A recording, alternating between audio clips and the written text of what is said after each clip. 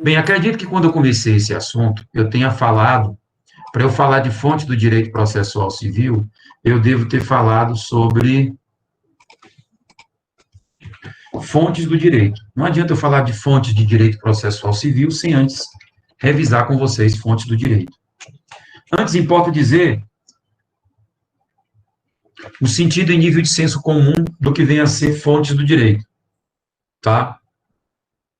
Fonte, antes de mais nada, é uma palavra que designa de onde provém alguma coisa.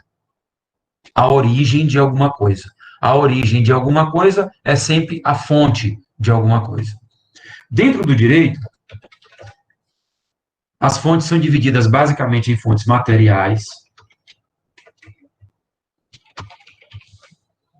Isso vale também para o direito processual, então, portanto, como eu estou falando de direito, vale também para o direito processual. As fontes materiais são fatores externos, de onde provém a norma jurídica. Toda norma jurídica, quando ela passa a existir, ela tem uma causa anterior. Ou é um fator de ordem social, ou é um fator econômico, ou é um fator de ordem política.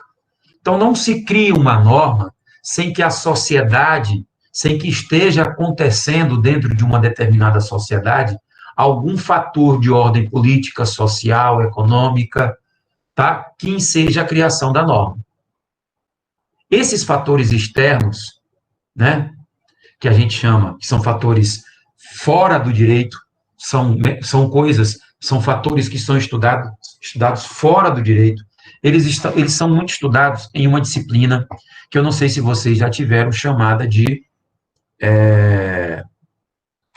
sociologia jurídica. Travou? O Marcelo está dizendo que travou? Agora. Oi? Tá normal. Beleza. Então, continuando. Então, as fontes materiais são sempre fatores externos. Não nos interessa aqui, em direito processual, estudar fatores externos. Isso é estudado em sociologia jurídica. Muito bem. O que vai nos interessar aqui para efeito de direito, no caso, direito processual, são as fontes formais. E o que são fontes formais?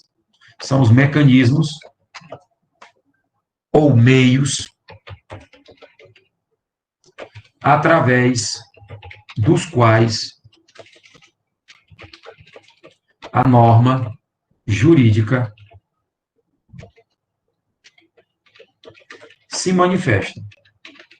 Então, uma norma jurídica se manifesta ou por uma emenda constitucional, ou por uma lei ordinária, ou por uma lei complementar, ou por uma lei delegada, ou por um decreto legislativo, tá? Ou por uma medida provisória. E vocês que estão no terceiro período já devem, eu não sei se já estudaram. É segundo período, professor. Desculpa, segunda, porque vocês realmente não estão no terceiro. Então, no terceiro período, vocês vão estudar em direito constitucional e vão estudar melhor essas fontes formais. Mas isso não me impede, por óbvio, tá, de dizer para quem é meu aluno, como a Milane em direito tributário, já deve ter visto eu comentar as fontes do direito tributário, lá no artigo 59, a Camila também, as fontes do direito tributário.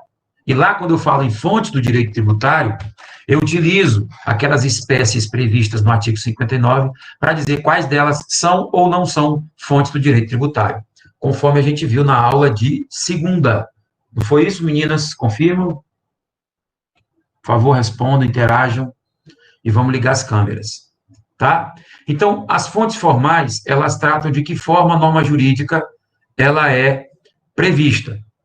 E aí a gente, na verdade, tem que, para estudar as fontes formais, a gente vai ter que ir no artigo 59 da Constituição Federal, que me perdoem vocês, embora não terem visto ainda Constituição Federal, não terem estudado Direito Constitucional 1, mas eu tenho que adiantar isso aqui para vocês.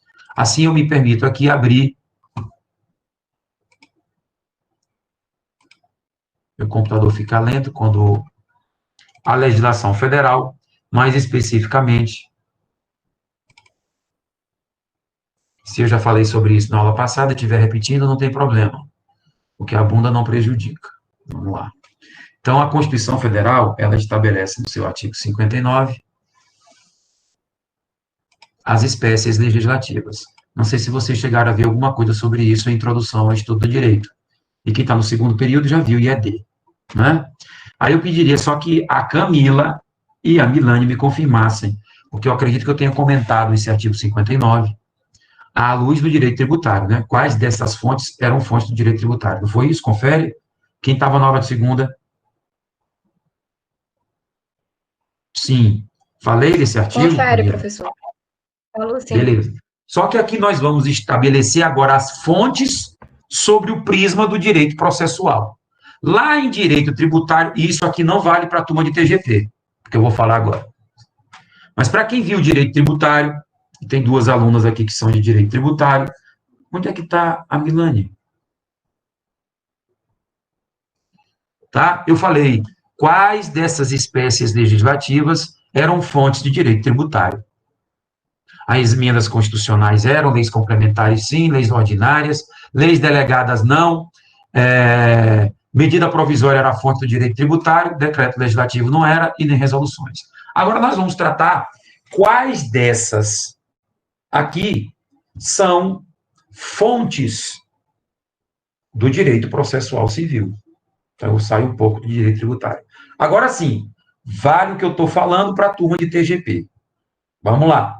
Como vocês não viram ainda direito constitucional 1, vocês vão estudar no período que vem, vocês vão ver que a norma jurídica, ela se manifesta de várias formas, tá?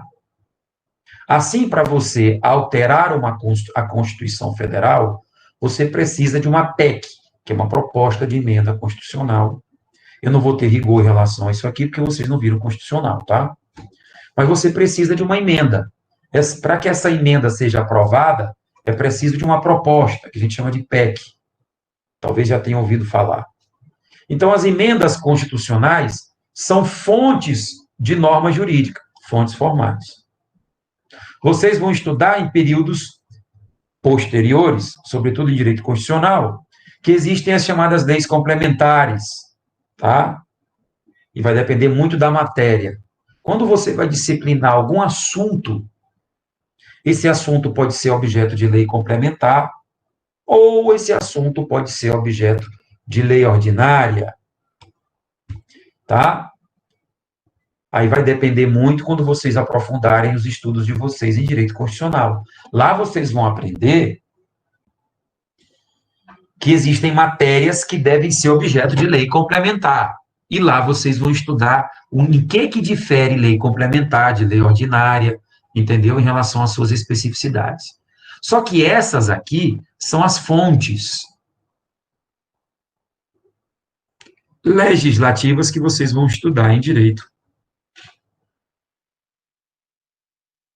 Eu vou fazer apenas uma rápida e passageira identificação de cada uma delas, muito embora isso seja assunto de direito constitucional. Então, não vou exigir maiores rigores. Então, vamos lá. As emendas, toda vez que eu quiser emendar a Constituição Federal, vocês verão que eu preciso aprovar uma emenda. Para eu mudar a Constituição, eu preciso aprovar uma emenda constitucional, que tem um procedimento de votação bem diferente do que as outras leis, dado o fato de que a nossa Constituição é rígida. Ou seja, para você aprovar uma emenda constitucional, você precisa de um rigor muito maior do que para aprovação de qualquer outra lei abaixo dela. Não é o momento aqui de tratar de que forma você aprova uma emenda constitucional. Mas eu posso adiantar para vocês que para eu aprovar uma emenda constitucional, eu preciso do voto favorável de, no mínimo, 60% dos membros das duas casas legislativas federais. Diga-se, Senado e Câmara. Sem maiores rigores. Olha só, não basta só a maioria, que é 50% mais um. Eu preciso, no mínimo, de 60%, que são 3/5 dos votos. tá? Vocês não precisam entender isso a miúde, porque vocês vão estudar ainda em direito constitucional, tá? Mas basta saber e lembrar que para eu aprovar uma emenda constitucional, eu preciso do voto favorável de pelo menos 60% dos membros de cada uma das casas. E ainda digo mais, eu preciso de 2 votações em cada casa. Olha como é difícil você aprovar uma emenda constitucional.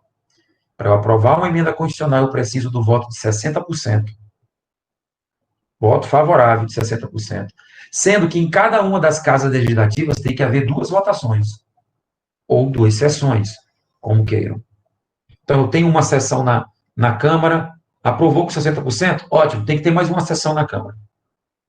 Aprovou com 60%? Ótimo, vai para o Senado. O Senado aprovou, na primeira votação, essa mesma emenda constitucional, com 60% dos seus membros, aprovou.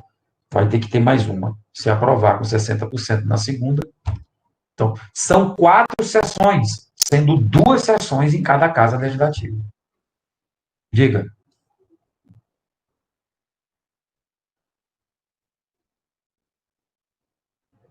Bem, se você aprovar em primeira sessão na Câmara com 60% e na segunda não aprovar, adeus. Porque você precisa de 60% em cada uma das sessões, sendo 2 em cada casa. São 4 no total. Então, fica claro que para se aprovar uma emenda constitucional, né, é uma dificuldade muito grande, porque são 2 votações e em cada uma das votações, se eu não tiver 60% dos votos favoráveis, eu não aprovo uma emenda constitucional. Professor, tem uma pergunta. Diga. As 2 votações na mesma casa são feitas pelas mesmas pessoas, certo? Certo. Então, para ter uma disparidade entre a primeira votação e a segunda votação, tem algum tipo de, por exemplo, acréscimo nas emendas, ou então algum tipo de coisa que a gente possa fazer com que a opinião das pessoas que vão votar na segunda sessão, no caso, mude? Veja bem, você não pode fazer, o que você não pode fazer, os membros das casas podem propor emendas ao projeto. Você tem um projeto de emenda constitucional, há a possibilidade de se propor uma emenda. A votação, em regra, ela somente vai se dar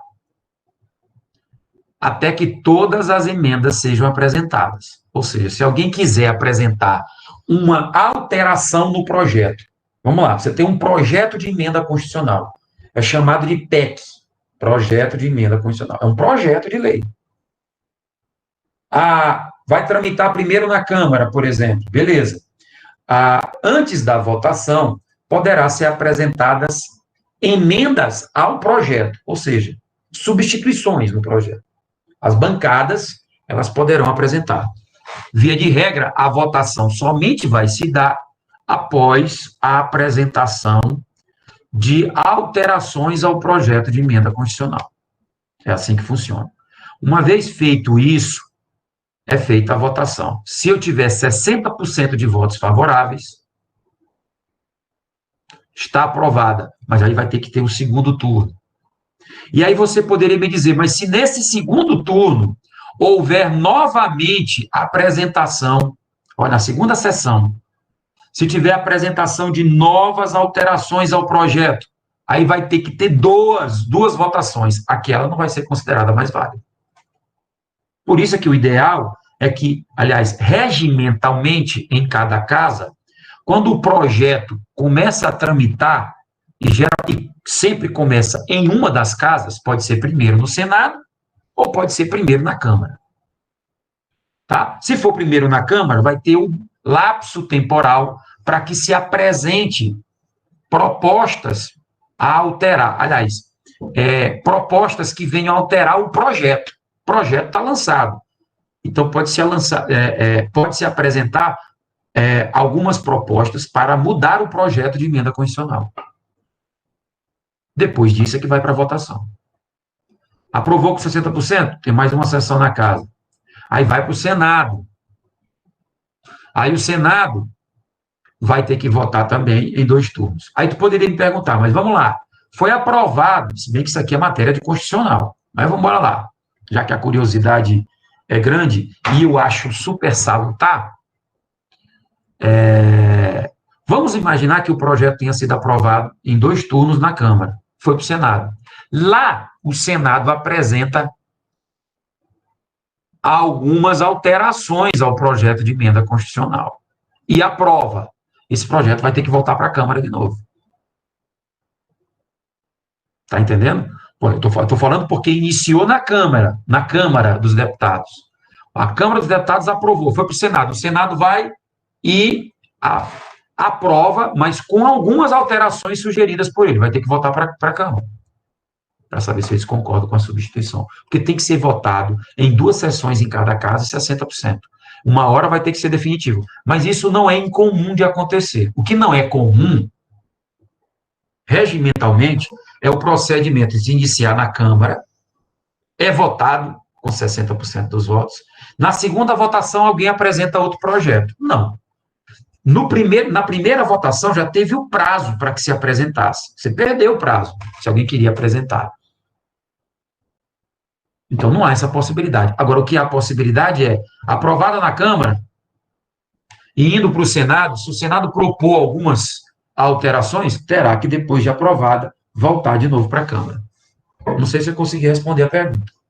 Mas essas são questões de regimento interno do Legislativo Federal. Tá? Muito bem. Ficou claro, embora eu não exija de vocês maiores, como eu poderia dizer, maiores conhecimentos acerca desse tema, mas fica claro que para aprovar uma emenda à Constituição é muito mais difícil do que para qualquer outra lei. Assim, por exemplo, para eu aprovar uma lei complementar, primeira coisa que eu tenho que saber, existem matérias que são de lei complementar e matérias que não são de lei complementar.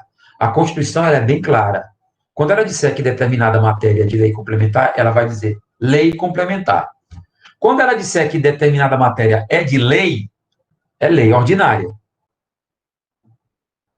Tá?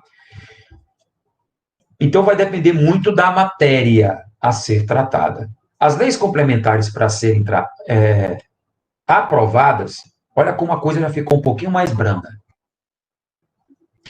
Primeiro, basta só uma sessão em cada casa, não 2 em cada casa, como é para a emenda constitucional.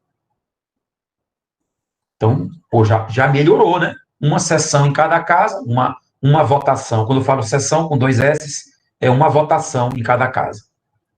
Já melhorou. E ainda assim, para aprovar, eu preciso apenas da maioria absoluta dos membros. Olha como é menos rigoroso do que para uma emenda constitucional.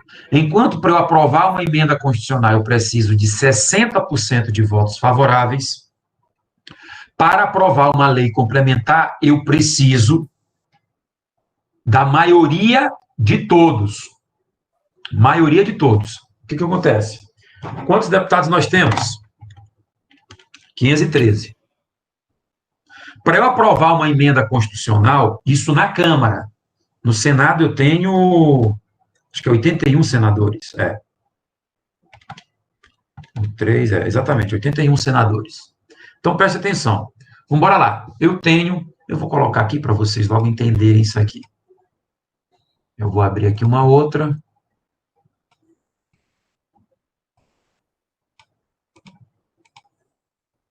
Então, aqui, ó, emenda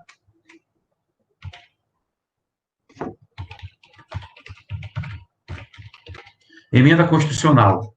Para eu aprovar 60%, a Constituição não vem dizendo 60%, ela vem dizendo 3/5, se alguém quiser me corrigir. Mas 3/5, até onde eu sei, é 60%. Tá? Aprovação. O que é 60%? Vamos embora lá. Na Câmara, eu tenho quantos deputados? Eu tenho 513 deputados. Tá? No Senado, eu tenho 81 senadores. Tá? Para a emenda constitucional, eu queria criar um quadrinho, mas eu não sei como é que eu faço para criar, que eu apanho disso aqui. Então, para eu aprovar uma emenda constitucional, eu vou tirar isso bem aqui, vou tentar melhorar aqui. Peraí, calma. Então, tá aqui, ó. Essa aqui é a premissa. Eu tenho 513 deputados e tenho 81 senadores. Para eu aprovar uma emenda constitucional, eu vou colocar EC, eu preciso do voto favorável, vamos lá, 513.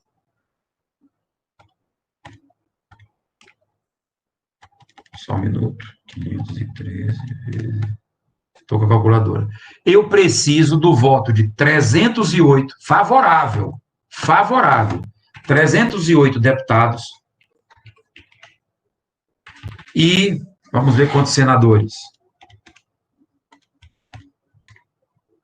Eu preciso de 49 senadores. Votando favorável, isso dá 60%. 60% vai dar 307, alguma coisa, arredonda para mais. Porque não existe meio deputado, né? Só existe um, de um em um, até formar 81 senadores. 81 senadores. Então, para eu aprovar uma emenda constitucional, eu preciso do voto favorável de 308 deputados e 49 senadores. Para aprovar uma lei complementar, eu preciso da maioria do voto favorável, da maioria absoluta.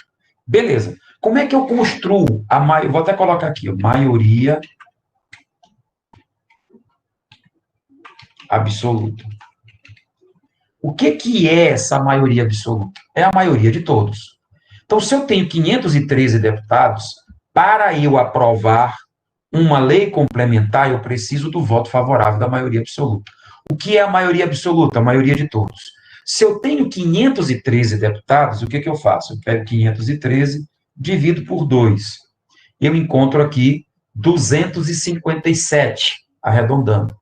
Então, para eu aprovar, eu preciso de 257 votos favoráveis dos deputados. Como foi que tu achou esse 257? Você pega 513 e divide por 2, você vai ter a metade. A metade mais um dá 257 deputados. E quantos senadores? Se eu tenho 81 senadores, se eu dividir por 2, eu tenho 41.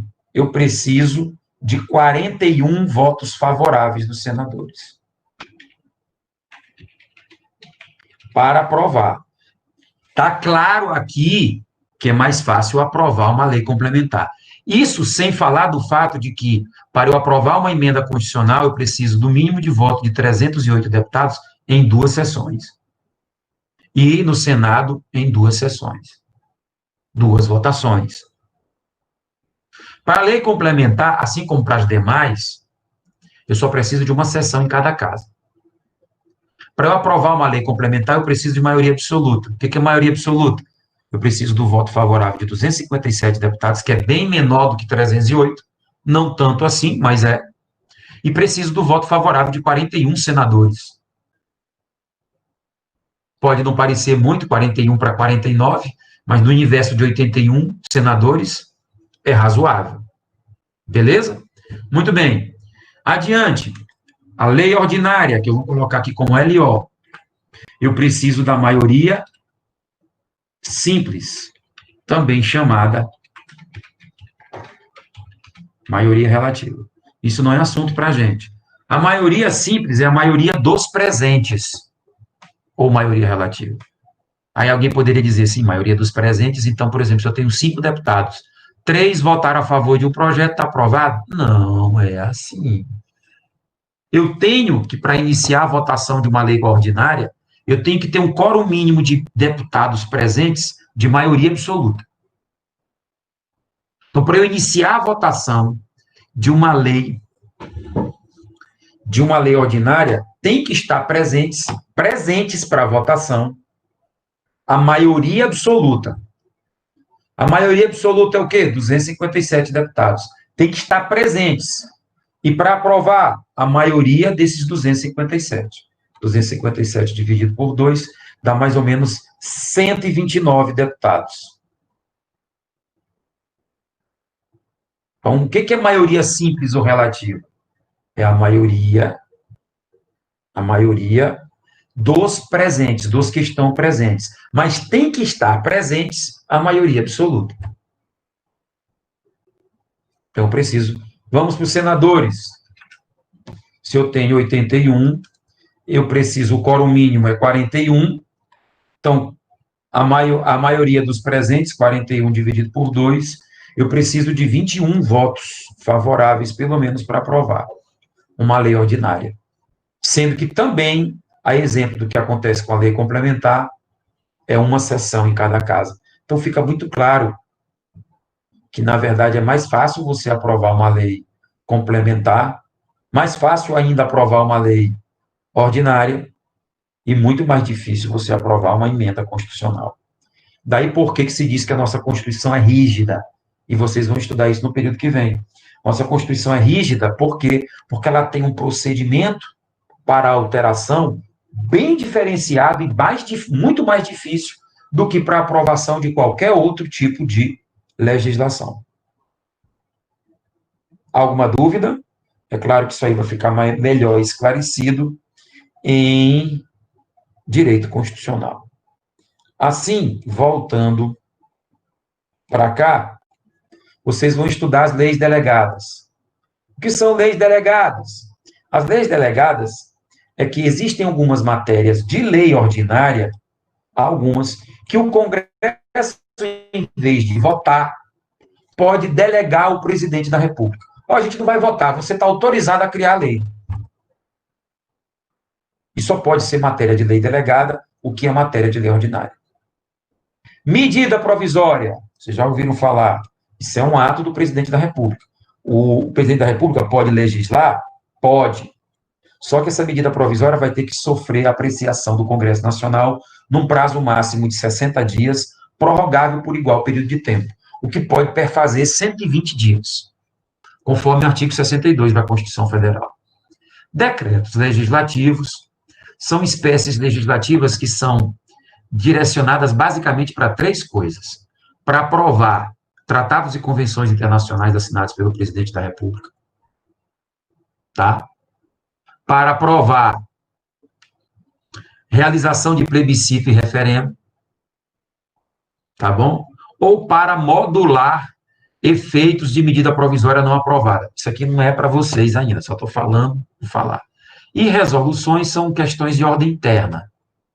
Vai suspender um deputado, vai conceder auxílio-doença, um auxílio, coisas bem internas, né, entre eles, tá? Não vai ter reflexo para a sociedade, são as resoluções. Essas são as espécies legislativas, essas são as fontes formais. É claro que vocês vão estudar a miúde essas fontes em direito constitucional, tá bom? Alguém tem alguma indagação a fazer?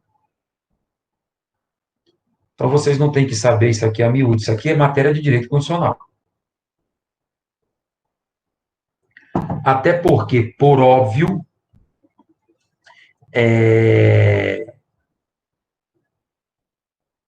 vocês estão vendo aqui que é o artigo 59 da Constituição Federal. Se é da Constituição Federal, é matéria de direito constitucional. Show de bola. Beleza. Só que eu adianto a vocês que essas aqui não são as únicas fontes formais do direito. Essas são as principais. Mas a Constituição, ela não exauriu. Esse rol aqui não é exauriente, não. Só são essas? Não. Existem outros. Por exemplo, decretos. Não é decreto-lei, que não existe mais. Portarias, circulares e outras mais, que vocês vão estudar melhor em direito administrativo. Muito bem. Voltando para a nossa disciplina, o que importa agora é dizer quais dessas aqui são fontes de direito processual civil. E na aula de segunda-feira, para quem é aluno de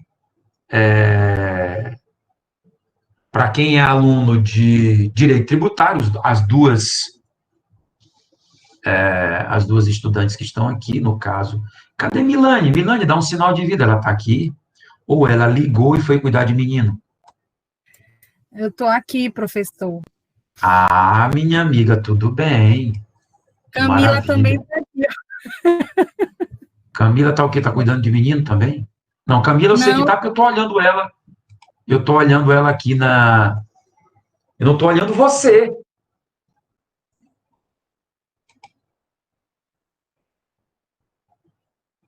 Quero saber onde é que você está. Você tem que estar aqui. Entendeu? Senão eu vou dizer pro meu amigo Leandro para ele botar de castigo, de joelho no caroço de milho. Ah, agora sim. Entendeu? Eu sei que é você que bota ele de castigo. Tô brincando. Vamos lá. Então, preste atenção. Quais dessas fontes do artigo 59 são fontes de direito processual? Muito bem. A Constituição Federal é fonte de direito processual? Claro. A Constituição Federal, ela é fonte para tudo.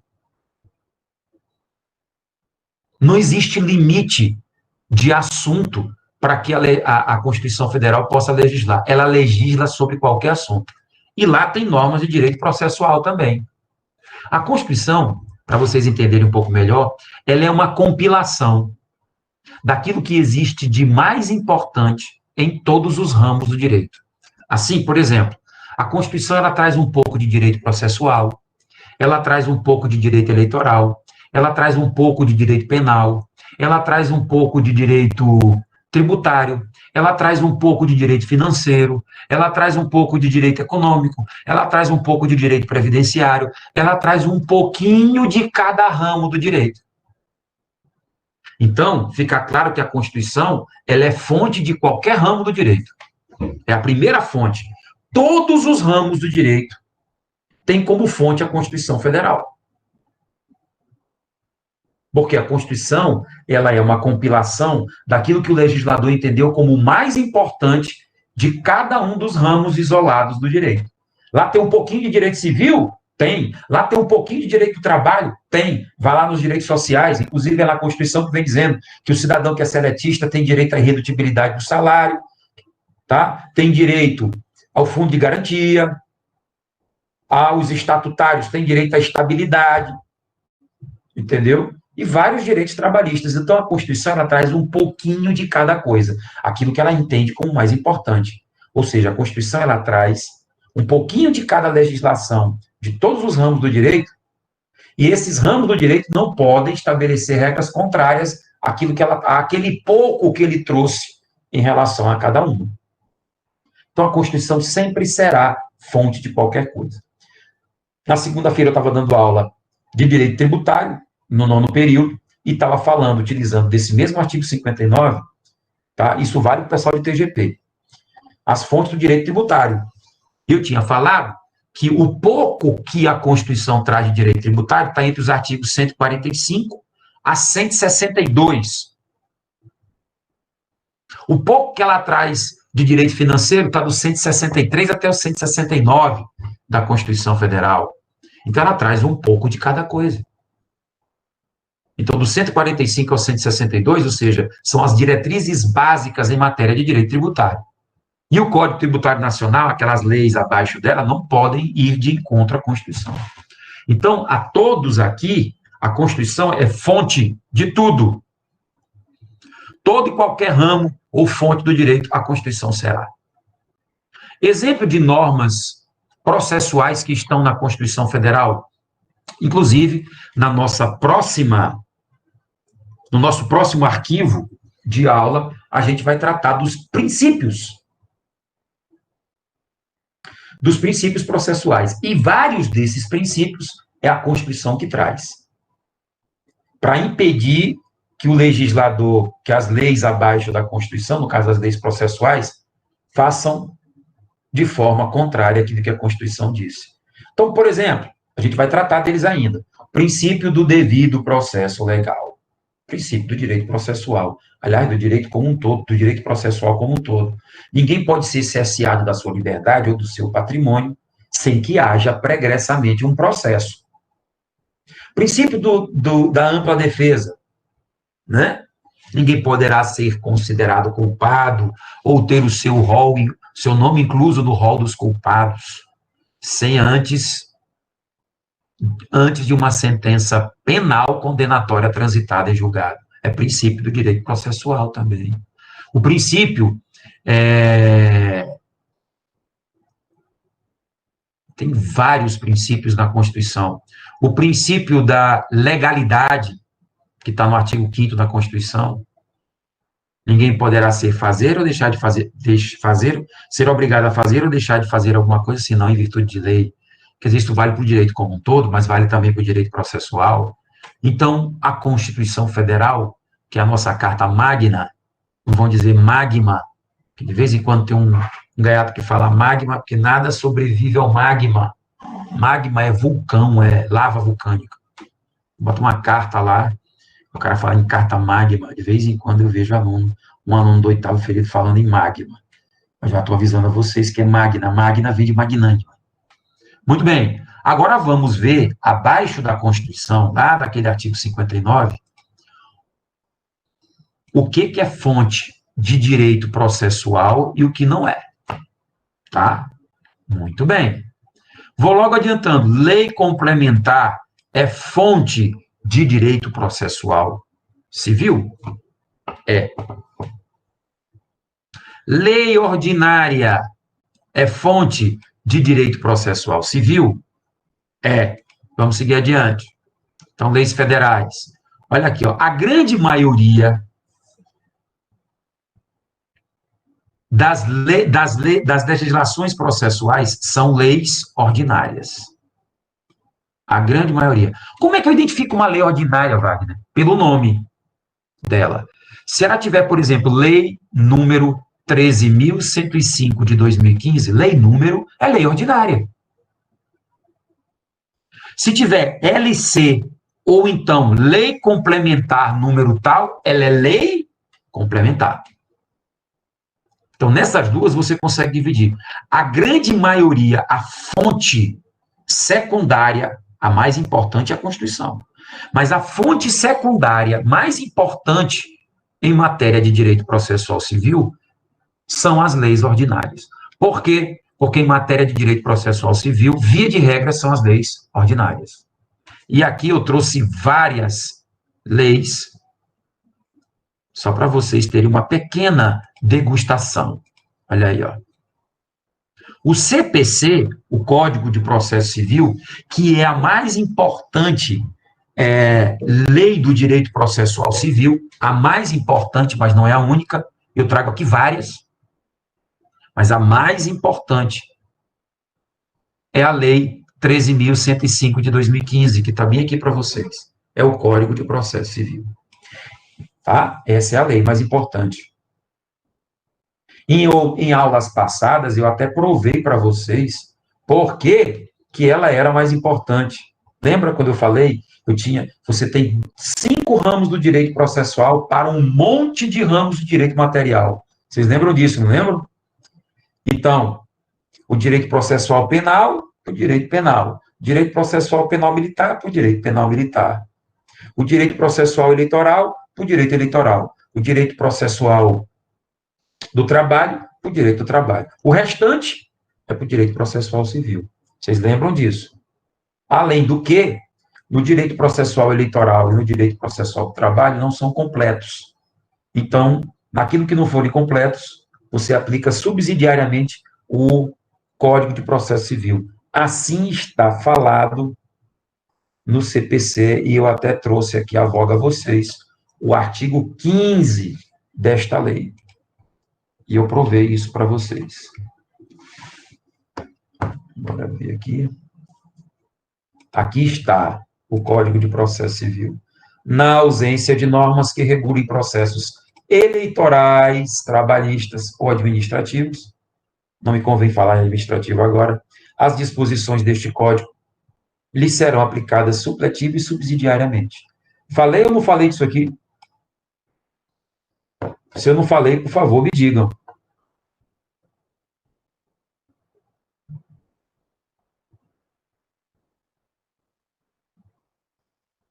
Bora, fala alguma coisa. A Camila, só a Camila que disse, falou. Bora. Falei, Marcelo?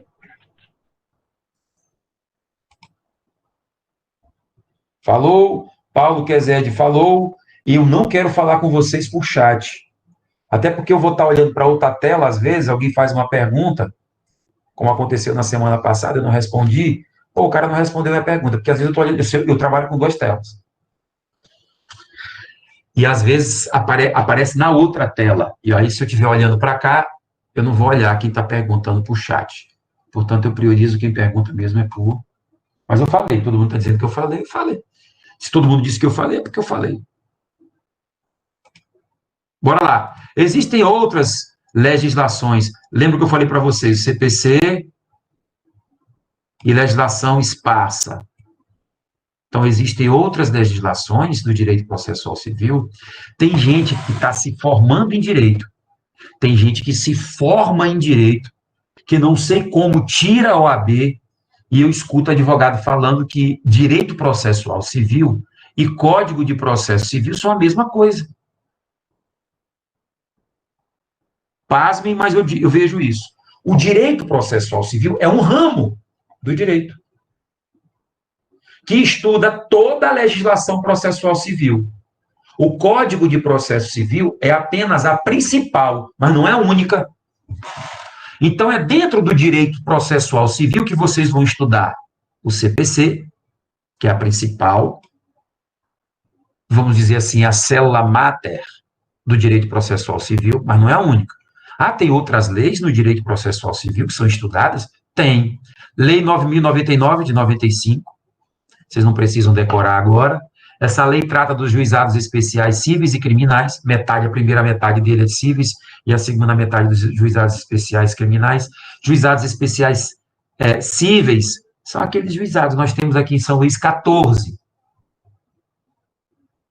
tá? Espalhados em São Luís. O primeiro, vamos lá, deixa eu ver se eu lembro, fica na Rua do Egito, ali perto de onde era a antiga Assembleia, acho que ainda é lá. O segundo, bem pertinho, o primeiro fica na Rua do Egito, ali no centro, o segundo é bem pertinho, fica lá na UEMA, né? Bem pertinho. Tá? O segundo juizado fica na UEMA. O terceiro juizado, deixa eu ver se eu lembro, fica no Fórum Desembargador Sarney Costa. Ele ficava antigamente lá na Avenida dos Africanos, mas hoje está lá. Foram despejados, que não pagaram aluguel. O tribunal foi despejado. Aí arrumaram um lugarzinho lá no tribunal, no Fórum Desembargador Sarney Costa para colocar o terceiro. O quarto juizado fica na Coab. Isso é para permitir que as pessoas tenham mais acesso, né, nos seus bairros. O quinto juizado fica na UFMA. O sexto, no Monte Castelo. O sétimo é aquele em frente ao Seuma 1, lá no Renascença. O oitavo, eu acho que fica no Fórum. O nono é aquele que fica no Seuma 2, perto da Facam. O 10º fica lá no Turu, aquela avenida do Turu, daquela faculdade ali, esqueço o nome. O 11º, aí começou a pegar. Não me lembro. Não me lembro o 11º. Sei que o 12º parece que fica no João de Deus. O 13º, não existe mais, não? Não, ele... Ah, então está em outro lugar. Sério?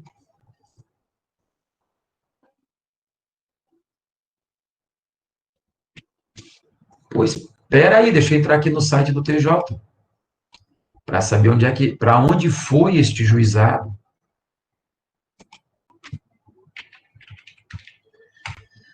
Eu sei que o 13º fica no Maracanã e o 14º fica no Olho d'Água. Mas realmente, deixa eu ver se eu acho aqui. Depois eu procuro com mais calma, eu não sei. Então, o nono juizado foi para algum lugar. Eu não sei, não. Deixa eu ver aqui, juizados. Fiquei curioso agora para saber onde foi o nono. Até porque eu tenho um processo lá. Se saiu, não deve ter muito tempo, não, velho.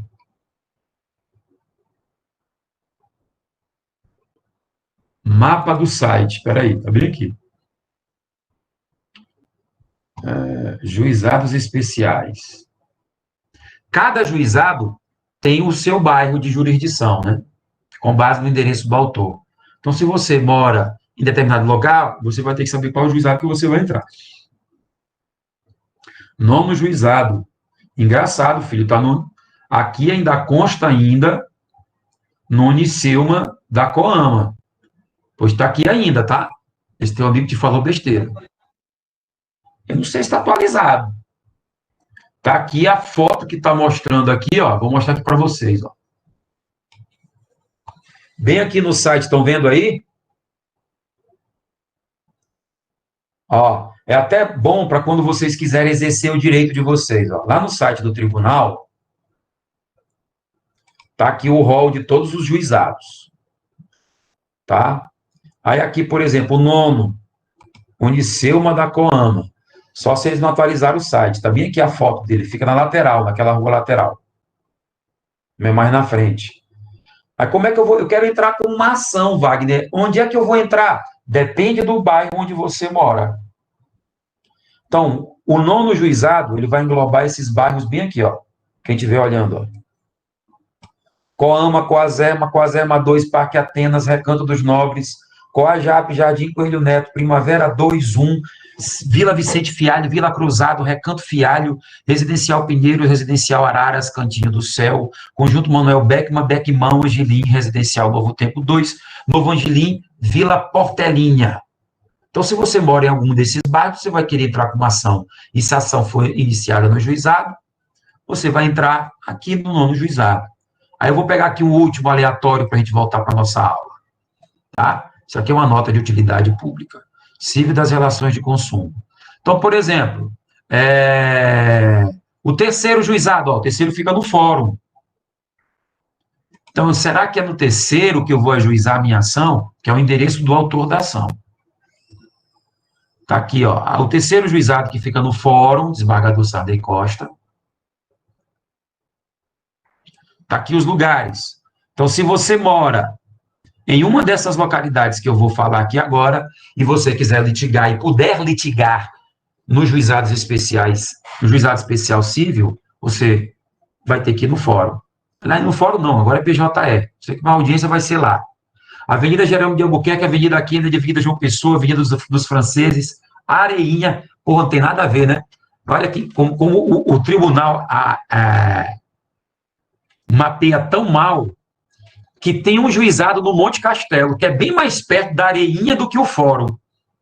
Aí tu vai me dizer, olha só, o Parque Amazonas, o Parque de Fátima, Parque Pindorama, Parque dos Nobres, é muito mais perto do Monte Castelo, onde é o 6º juizado, do que o 3º, que fica no fórum. Agora, não me pergunta por que os caras fizeram essa loucura aqui. Só sei que é assim. Tá? Então, muito bem. Vou fechar aqui e vamos voltar. Existem outras legislações que são estudadas dentro do direito processual civil. Lei dos juizados especiais civis e criminais da Justiça Federal, lei de mandado de segurança, lei dos juizados especiais da Fazenda Pública.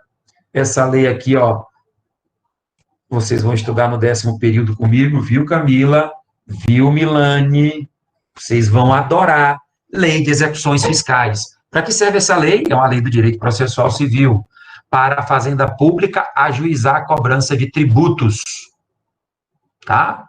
E vocês vão amar essa legislação, tenho certeza, entendeu? Que quem não estudar, e vai ser presencial, meninas, tá? Então, a gente vai voltar àquele calor humano e àquela prova de 10º período de quem está agoniado e louca para se formar, tendo que aprender lei de execuções fiscais, que é para titio Wagner não rasgar a peca de vocês. Tá bom? Claro, é brincadeira, vocês vão passar direto. Muito bem, mas tem que aprender. Vai logo começando a estudar a Lei 8.830, né? Só para garantir que não vai ter nenhuma surpresa desagradável. Mas é claro que vocês e todos os demais serão aprovados. Vocês sempre foram aprovadas sem nenhuma restrição, então não seria no 10º que aconteceria algo diferente. E outras legislações aqui, ó, lei de alimentos, lei de recuperação judicial, todas essas legislações, além do CPC, formam o que eu chamo direito processual civil. E tem advogado que ainda diz assim, não, direito processual civil e CPC é a mesma coisa. Meu amigo, o CPC é apenas uma, embora a mais importante, uma das legislações que são estudadas. Mas aqui eu estou querendo provar que a grande maioria das legislações abaixo da Constituição são de direito processual civil, tá? Aliás, não tem nenhuma, não há nenhuma lei de direito processual civil capitulada em lei complementar, porque lei complementar não tem como matéria, né? Não é matéria de lei complementar, melhor dizendo, direito processual civil, tá bom? Mas por que que eu disse, então, bem aqui, que lei complementar é matéria de direito processual civil? Vou dizer por quê. Embora não seja, na prática. Se eu aprovar uma lei complementar em matéria processual civil, não haverá nada de errado. Ora, porque para eu aprovar uma lei complementar, eu preciso do voto favorável da maioria absoluta. Para eu aprovar uma lei ordinária, eu preciso da maioria dos presentes. Quem pode mais, pode menos. O que eu não posso é aprovar uma lei complementar com rito de maioria simples, porque a lei complementar exige mais. Mas se eu aprovar uma lei ordinária com o rito de votação de uma lei complementar, não há problema nenhum. Porque se a lei ordinária ela exige maioria dos presentes, mas ela é aprovada pela maioria absoluta, então aprovei com muito mais. Ótimo, perfeito. Não há problema nenhum. O que eu estou querendo dizer é exatamente isso. Por isso, sobre isso, o Supremo Tribunal Federal decidiu. Ora, se eu preciso, para aprovar uma lei complementar do voto favorável da maioria absoluta, se eu usar esse rito para aprovar uma lei ordinária, não há problema nenhum. Eu alcancei o mínimo que a lei ordinária exige, mais alguma coisa. Agora, eu não posso aprovar uma matéria de lei complementar com um procedimento de votação, vou falar rito, é procedimento de votação, de uma lei ordinária. Por quê? Está errado. Eu exijo uma maioria absoluta, não é maioria simples. Vocês estão entendendo? Isso vale do brocado que diz que quem pode mais, pode menos. Não há problema nenhum em relação a isso. Perfeito? Então, vamos embora voltar aqui para a nossa aula. Esse aqui é apenas uma pequena degustação, né? Aqueles pratos em francês que chamam nouvelle cuisine, aqueles pratinhos bobos, afrescalhados, que só tem uma besteirinha aqui, e uma folha ornamentando o prato. Então, aqui é apenas uma pequena degustação daquilo que vos espera nessa jornada, entendeu? Desta saga que é o estudo do direito. Muito bem. Então, eu poderia dizer que lei complementar é fonte? Sem problema. Muito embora na prática não seja. Tá? Há uma pergunta que me fazem muito, e eu vou dizer para vocês. Se vocês analisarem aqui, isso vale para o pessoal do segundo período também, tá? Vale para vocês. Ora, bem aqui o artigo 59 da Constituição, ele não trouxe mais decreto-lei. Não trouxe. Não existe mais decreto-lei com a Constituição de 88. Decreto-lei é um tipo criado na ditadura militar, mais especificamente nas Constituições de 37, do Estado Novo, de Getúlio Vargas, e a Constituição de 67, né? Que veio em função do golpe militar de 64. Mas não está aqui. Aí a pergunta é, por que que ainda hoje existe decreto-lei vigorando? Está aqui o decreto-lei. Aliás, vocês estudaram um decreto-lei, o decreto-lei 4657 de 49. Para quem não lembra, qual o número desse decreto? É a LINDB. Todo mundo lembra da LINDB? Lei de Introdução às Normas do Direito Brasileiro. Vocês estudaram isso. Como é que tem decreto-lei valendo ainda se a Constituição diz que não existe mais decreto-lei? Professor, Essa pergunta eu vou fazer aqui, vou direcionar. Fala, Paulo. não seria por causa da ultratividade da lei? Não. Não, né? Ultratividade da lei fala de uma lei revogada que ainda consegue viger. Lei revogada ultrativa. Então, bora lá, vou te explicar aqui. Vamos imaginar o seguinte absurdo. Eu fiz um contrato de aluguel contigo, aluguei uma casa. O exemplo é absurdo. E esse contrato é válido por 10 anos. Até hoje está valendo a Lei 8.245 de 1990, que é a Lei de Locação de Imóveis Urbanos. E eu aluguei esse imóvel para você. esse imóvel vai ser alugado por 10 anos. Opa, hoje a lei está vigente. Fiz o contrato hoje. Amanhã vem uma lei que diz assim, está revogada a lei de locação em imóveis urbanos. E a lei de revogada é proibido locar imóvel. Eu sei que é absurdo, mas é proibido locar imóvel. Nós locamos ontem, quando a lei ainda era válida. Vamos imaginar que a locação foi ontem. O contrato foi feito ontem, e hoje a lei foi revogada. Não só foi revogada, mas como se disse que a lei que locar imóveis urbanos agora é proibido. Beleza. Mas aquele contrato que nós fizemos ontem, dado o fato de que a lei nova, ela não pode prejudicar o ato jurídico perfeito, e aquele ato jurídico foi perfeito ao tempo em que foi celebrado ontem, porque até ontem havia contrato. Esse contrato desta lei, que não existe mais, vai ter que ser respeitado pelos 10 anos. Então, a lei foi revogada. Então, quando você fala em outra atividade de lei revogada, você fala de efeitos de uma lei revogada, para além da sua revogação. E isso existe. É o exemplo que eu estou citando para você. Então, não é isso aí, não. Mas, de qualquer forma, valeu o raciocínio. Vocês sabiam que o Código de Processo Civil de 1973 foi revogado em 2015 pelo novo CPC, que entrou em vigência em 2016, porque teve um ano de vacatio legis. Tem dispositivos do Código de Processo Civil revogado que ainda estão valendo, embora ele esteja revogado. A gente chama isso de ultratividade. Quer ver? Já que nós estamos falando de direito processual, vamos aqui para o CPC. Deixa eu ver se eu acho aqui.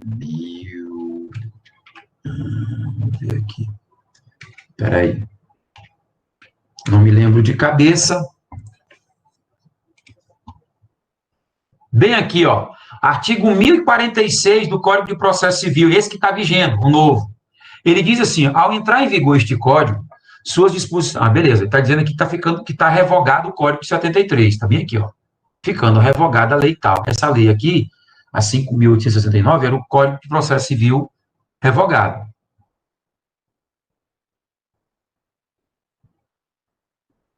Bora lá, deixa eu procurar aqui.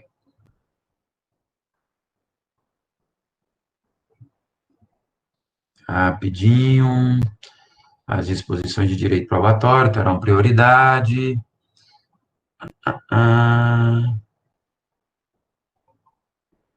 Só um minutinho. Esse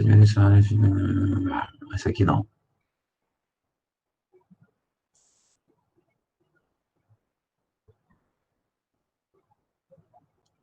As empresas. Aqui, ó. Até a edição de uma lei específica, as execuções contra devedor insolvente, porque o novo... Isso aqui vocês não precisam saber. O que eu quero mostrar é outra coisa. Eu não vou explicar o que é devedor insolvente, solvente. Em curso ou que venham a ser propostas, permanecem reguladas pelo livro 2, título 4 da Lei 5.869 de 73, que está revogada. Isso aqui é causa de quê? De ultratividade da lei revogada. Em outras palavras, o artigo 1052 queria dizer o seguinte, assim, ó, em outras palavras, como o novo CPC não trouxe nada sobre execução contra devedor insolvente, vai se aplicar ainda as regras do CPC revogado. É isso. Em outras palavras, é isso. Isso é o quê? Ultratividade da lei revogada.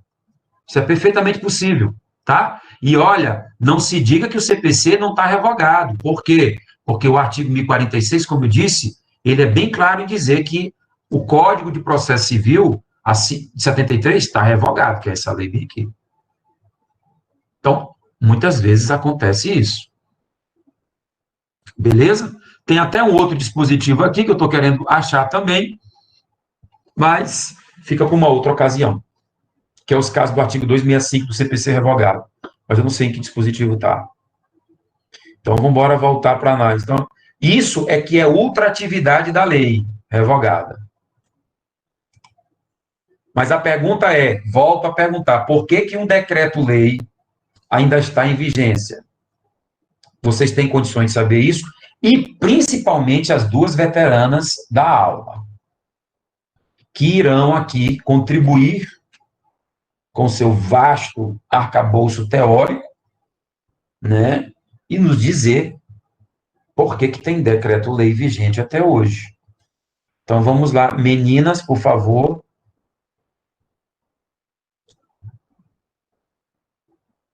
Qualquer um de vocês fica à vontade para me dizer, porque vocês têm condições de dizer isso.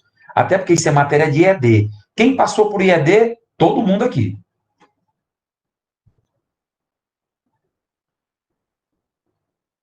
Bora, Gerlane. Não ri, tira a mão da boca, menina. Coisa feia. Bora, responde aí. Bora, responde qualquer um. A Márcia. Bora, Márcia. Dê um sorrisinho aí, você tá muito séria, querida. Bora lá. Bora, gente. Participa da aula. Vocês só querem que eu fale? Chuta alguma coisa. Deixa eu perguntar pro vanguardista. Cadê o Marcelo? Bora, Marcelo.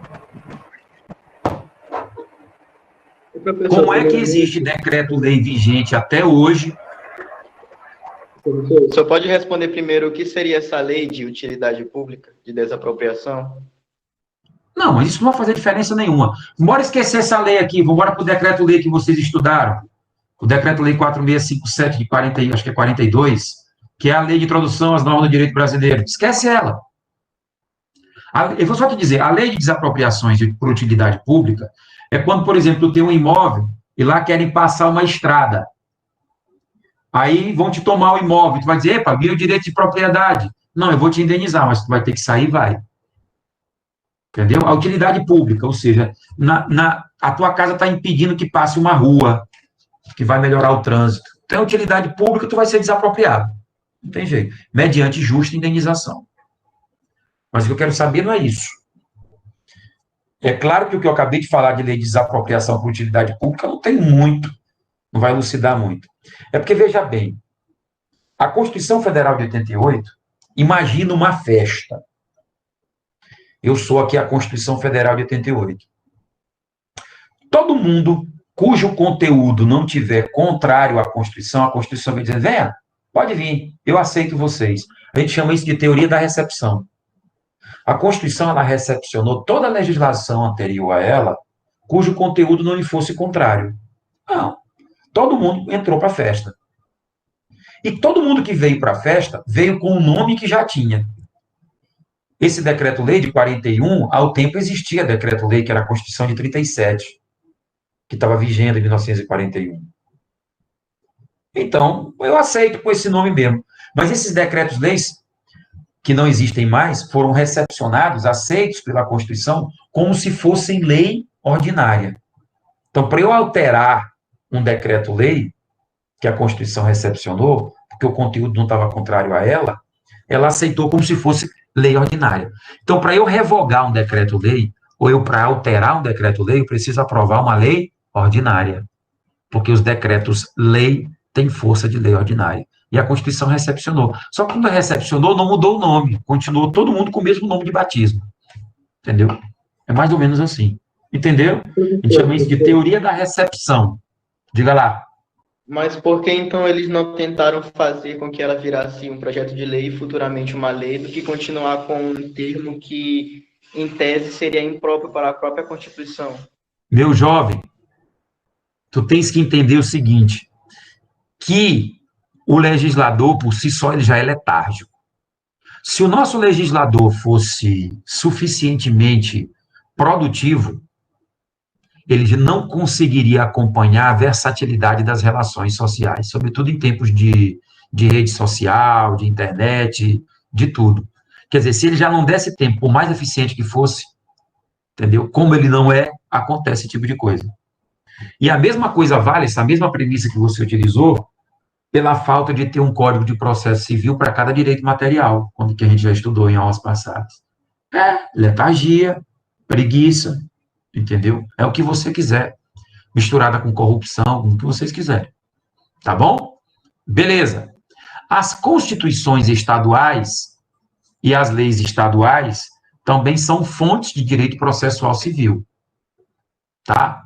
Portanto, vocês já devem saber que os estados federados possuem as suas constituições e também possuem leis estaduais. Elas podem trazer normas de direito processual civil? Podem, sem problema nenhum. Regimentos internos dos tribunais. Vocês vão estudar mais adiante em direito processual civil que cada tribunal, quando eu falo tribunal, eu falo pelo menos segunda instância, né? Ou as cortes superiores. Assim, o STF tem o seu regimento interno, normas internas de como esses processos internamente vão tramitar. O Tribunal de Justiça também tem, do Maranhão. O STJ também tem regimento interno. Então, os regimentos internos vão dizer como é que os processos vão tramitar dentro daqueles tribunais. Isso é norma de direito processual civil? É. E vocês, no tempo certo, estudarão isso aqui. Jurisprudência é fonte do direito processual civil? Só é. Eu já expliquei para vocês o sistema do common law e do civil law, da força da jurisprudência. Pois é, está bem aqui e eu vou explicar para vocês a partir de agora. Então, vamos aqui criar aqui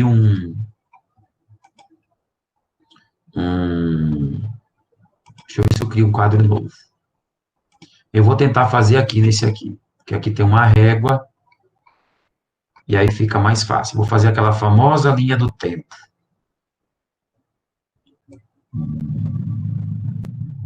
Eu já falei isso aqui já, mas estão dizendo que eu não falei. Beleza. Isso aqui, vamos imaginar que seja a linha do tempo. Você vem de menos infinito até mais infinito. Eu vou separar aqui, eu acho que eu já falei para vocês. Professor, não está aparecendo no quadro. Hã? Pode falar. Apareceu agora o quadro. Não apareceu o quadro? Não, Alguém não está enxergando? É só...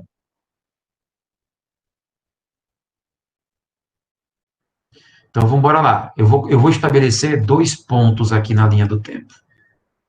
Aqui e mais ou menos aqui.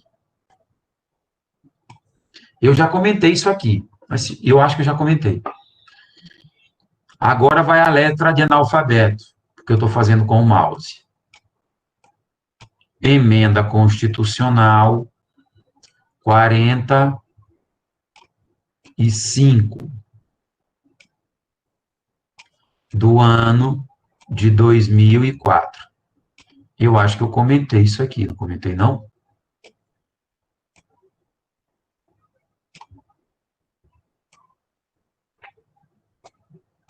E aqui eu vou colocar a lei... Nossa, que coisa horrível. 13... É um 13, tá? Não é um B, não. Ficou ridículo. Deixa eu ver aqui uma coisa aqui. Aqui. Lei...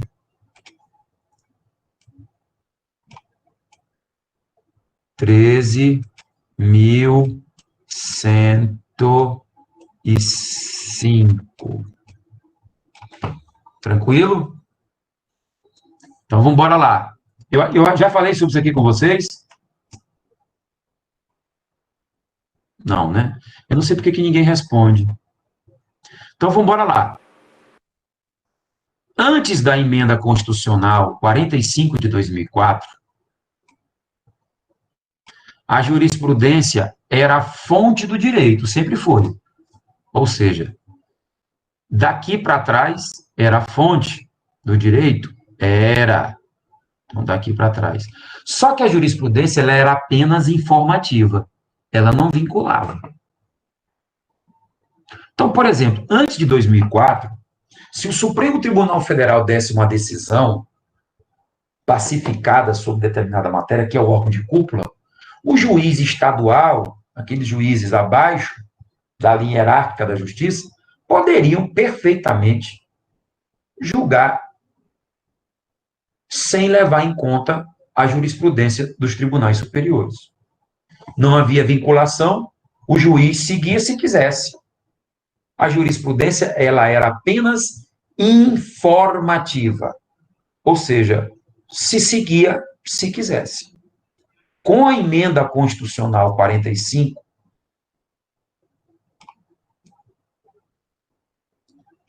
começou, ou seja, a partir dela, começou a se criar a chamada jurisprudência vinculante. Tá? Ah, faltou um dado para falar para vocês. Os países de tradição de norma jurídica escrita, que é o nosso, a gente chama de tradição anglo-saxã, que tem o costume de ter norma jurídica escrita, nós temos leis, nós temos códigos, tudo escrito. Sempre primamos o quê? Pela lei. A jurisprudência sempre vinha em segundo plano e era sempre informativa. Esses eram os países que têm essa cultura de norma escrita, de lei escrita, são chamados membros ou países do sistema chamado Civil Law. Embora quer dizer lei civil, mas o significado é bem maior, ou seja, é o sistema da lei escrita. Embora traduzindo ao pé da letra não signifique isso. Então, os países que têm tradição de normas escritas são os países do chamado Civil Law. Já aqueles países que não têm a cultura de normas escritas, a jurisprudência adquire força vinculante. Por quê? Porque não tem norma escrita. Então, é a jurisprudência que vai disciplinar. Ela é que vai dizer o que tem que ser feito, e ela vincula. Por exemplo, na Inglaterra, lá o sistema é common law, ou seja, lei costumeira. A lei não é escrita, a lei é baseada nos costumes. E lá, nesses países do sistema common law, que não tem tradição de lei escrita, a jurisprudência tem força vinculante. Já nos países do civil law, que tem como tradição a lei escrita, a jurisprudência sempre foi em segundo plano. Era apenas informativa e não vinculava em nada. Muito bem. Fica claro que a nossa tradição, a tradição brasileira, nós somos o quê? Do sistema civil law, ou seja, a lei tinha mais importante. A jurisprudência era muito secundária e não era vinculativa. Era apenas informativa, ou seja, você seguia se quisesse. Assim sendo, como nós somos de tradição do civil law, até antes da emenda constitucional 45, dado o fato de que nós somos do sistema civil law, do sistema de leis escritas, a jurisprudência não tinha importância nenhuma, como é de praxe nos países em que o civil law, a lei prepondera sobre qualquer coisa. Em 2004, isso começou a mudar. Começou. Porque nós, até então, até antes dessa emenda constitucional, o que tinha? Nós tínhamos a tradição de que a lei era mais importante e que a jurisprudência seguia quem quisesse. Não era obrigado. E aí, na emenda constitucional 45, nós começamos a adquirir uma característicazinha, ainda que de forma bem tacanha, daquela característica dos países do common law, do direito não escrito, que tem a jurisprudência uma importância muito grande, e é vinculativa. Nós criamos duas decisões vinculativas, a partir da emenda constitucional 45. A primeira é do 102, parágrafo 2º. Todas as decisões em matéria de controle concentrado de constitucionalidade, vocês vão aprender isso no período que vem, que é ação direta de constitucionalidade, ADI, produzidas pelo Supremo Tribunal Federal, são vinculantes. Além dessas, foi criada a chamada súmula vinculante. Então, mas até então, só o Supremo Tribunal Federal produzia jurisprudência vinculante. Já tínhamos, então, deixado aquela tradição romano-germânica de que a lei era mais importante e a jurisprudência tinha pouca importância, e se tinha era secundária. e passamos a entender que a jurisprudência, duas jurisprudências, ou seja, dois tipos de decisão de uma mesma corte do Supremo Tribunal Federal, passaram a ter força vinculante. E aí, quando chega essa Lei 13.105 de 2015, que, para quem não sabe, isso aqui é a mesma coisa que CPC,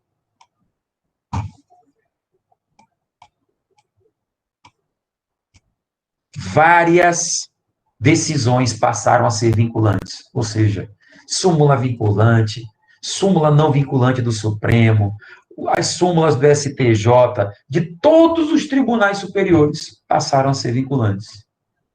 Então, isso faz com que nos dias de hoje, estamos aqui em 2020, né, faz com que a nossa tradição, que até então era do civil law, do direito escrito, hoje já estejamos a viver um híbrido, né?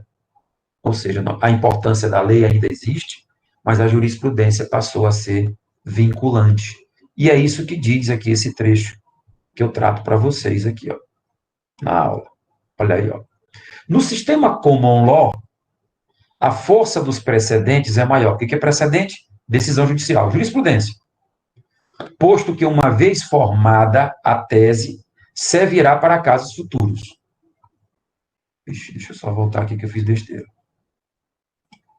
Então, ó, no sistema common law, a jurisprudência tem força vinculante. No sistema civil law, embora haja predominância da lei, há espaço para aplicação da jurisprudência, que é a mesma coisa que precedente, não havendo obrigatoriedade. Então, a jurisprudência era meramente informativa. Aí eu venho trazendo aqui, ó, o artigo do Código de Processo Civil, que fala da jurisprudência vinculante agora, que nós estamos vivendo mais do que nunca, é o artigo 927 do CPC. Tá? Então, nós já estamos vivendo, isso aqui cai muito em concurso, teoria do stare decisis. O que significa isso? Nós já estamos vivendo o sistema da força obrigatória dos precedentes. Eu poderia até colocar assim, ó, força obrigatória dos precedentes ou jurisprudência, que dá o mesmo. Tá? Então, a jurisprudência hoje tem muita importância. Tá bom? Assim, a gente finaliza essa parte. E eu já vou mandar para vocês agora.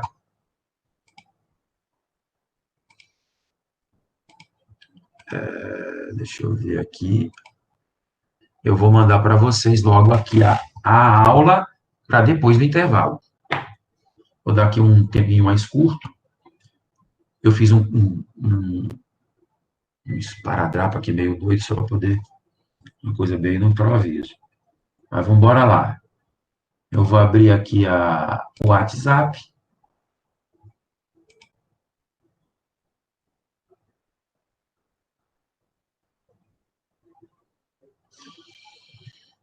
E vou logo procurar aqui a aula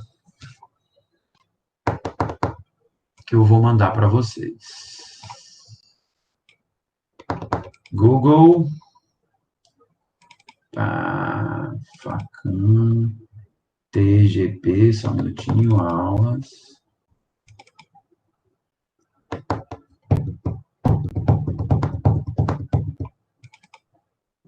Deixa eu ver se é essa aqui.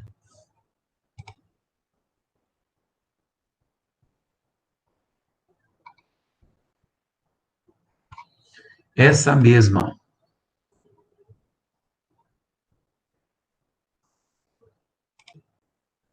TGP Vespertino.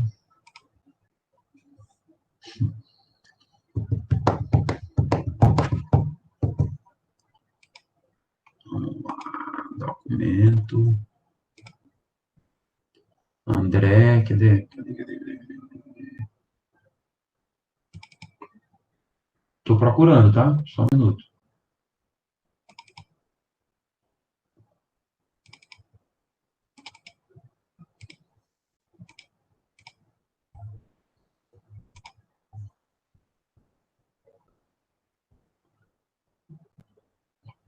TGP, tá aí. Aula 2, normas processuais civis. Beleza? Tá aí? Todo mundo confirma o recebimento aí no WhatsApp? Chegou. Então, eu vou dar aqui uns 10 minutinhos e a gente volta para poder começar isso aqui. Só para descansar minha garganta aqui. Vamos lá, né? Bem, agora nós vamos começar a tratar sobre as normas processuais civis. Eu já devo ter falado isso aqui para vocês, mas eu vou falar de novo, porque são muitas turmas e às vezes eu repito demais as coisas, não sei se eu já falei, mas vamos lá. Eu já expliquei para vocês o conceito de princípios e regras. Sejam sinceros, que as normas jurídicas se dividem em princípios e regras? Ainda não. Ainda não? Quem foi que falou? Não. Não, professor. Não falei não, Camila? Não. Então, bora lá. Normas. Cadê Milane? Milane. Normas jurídicas é igual a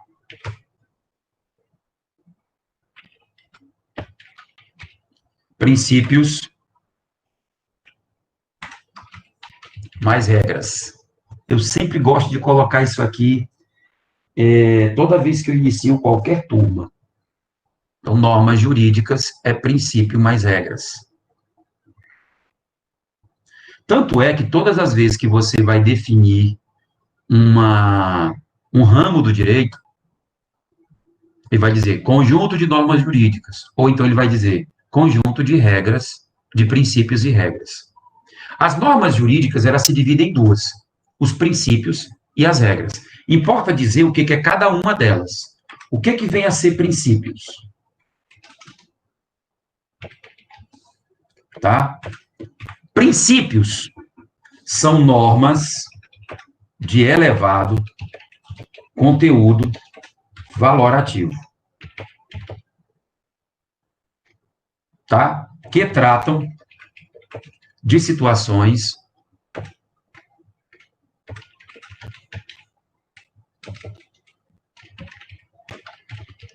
abstratas.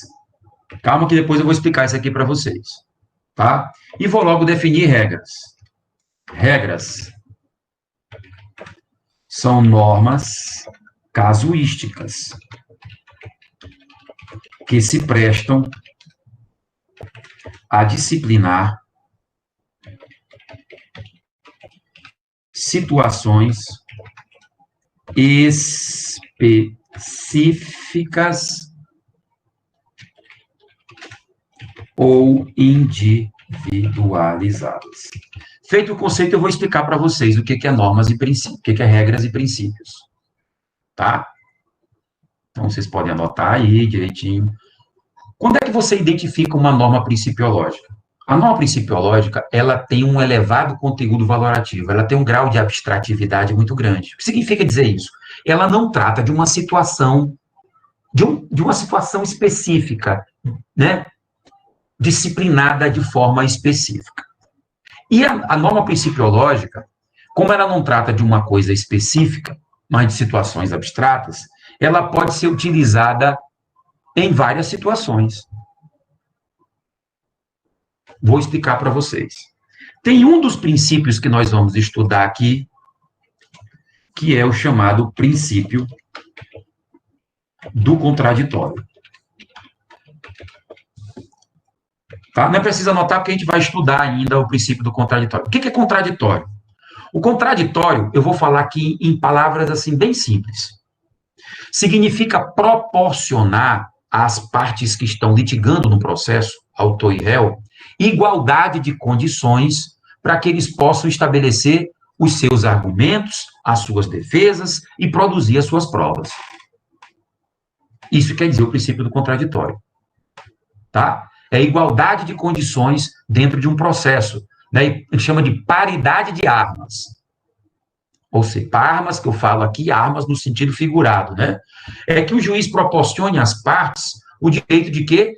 De produzir os seus argumentos, de produzir as suas provas, entendeu? Dentro do prazo estipulado em lei. Então, o juiz não pode viabilizar que somente um utilize provas e utilize os seus argumentos. O outro também vai ter direito. Ele é bem parecido com o princípio da igualdade processual, que a gente vai chegar lá para falar também ainda. Então, preste bem atenção. Então, no princípio do contraditório, deve ser proporcionada às partes que estão litigando igualdade de condições para produzir as suas argumentações, provas, para tentar convencer o juiz dos seus argumentos.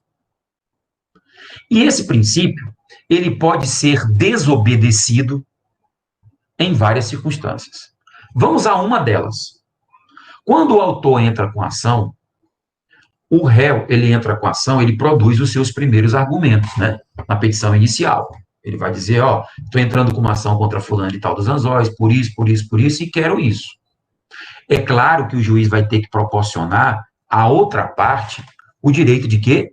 De refutar os argumentos produzidos pela parte autora. Não é isso? Produzindo os seus argumentos, entendeu? Invocando as suas provas, etc. Então, no início do processo, se o juiz, a ação se iniciar e o juiz der ganho de causa ao autor, sem que tenha dado direito ao réu de contestar a ação, estará se ofendendo o princípio do contraditório.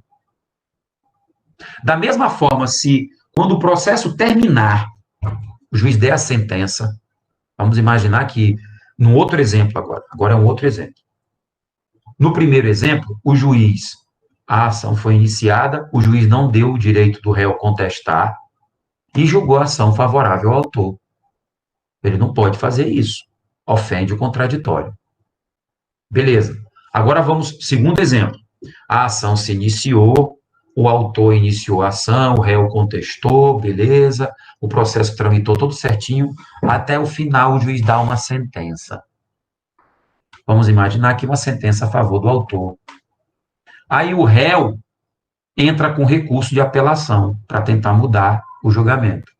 O juiz, antes de mandar subir o recurso para o Tribunal de Justiça, ele tem que proporcionar ao autor o direito de quê? De refutar aqueles argumentos da apelação, que o réu que perdeu fez. Se ele não fizer isso, estará se ofendendo o princípio do contraditório. Terceiro exemplo. Se amanhã, lá na frente do processo, quase no final, aquele que perdeu entrar com recurso extraordinário para o Supremo Tribunal Federal, que é um recurso que vocês vão aprender, o juiz deverá, antes de subir o recurso extraordinário, proporcionar à outra parte o direito de quê? De revidar aqueles fatos que estão naquele recurso. Se ele assim não fizer, estará se ofendendo o princípio do contraditório. Então, em poucas linhas, a norma principiológica, ela pode ser desobedecida em vários momentos. Por quê? Porque ela não trata de uma situação casuística, de uma situação específica, de uma situação que só pode ser aplicada em um determinado momento no processo. Só até aquele momento. Em outro momento, não vai ser aplicado. Então, na norma principiológica, você pode aplicar ela em vários momentos. Por quê? Porque ela não trata de uma situação específica. Já a norma regramento, ela só pode ser aplicada em determinado momento do processo. Em outro momento, ela não vai ser aplicada. Quer ver o exemplo? A gente vai começar agora tratando de vários dos princípios, que são essas normas abstratas, que podem ser aplicadas em vários momentos. E eu vou provar isso. Mas, como as regras vão ficar para depois, eu vou trazer logo para vocês aqui um exemplo de uma regra. Bora lá. No Código de Processo Civil. A regra do 335 do CPC, salvo engano. Vamos a ela. Está aqui, ó. Acabei de falar dela. Contestação. O réu poderá oferecer contestação por petição no prazo de 15 dias. Não vai interessar agora o termo, eu só quero isso aqui. Isso aqui é uma norma ou um princípio? Quem se arrisca?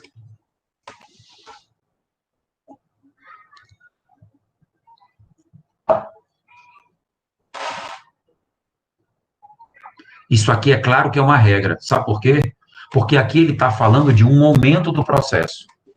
Quando eu falei agora, o autor entra com a ação e o réu contesta a ação.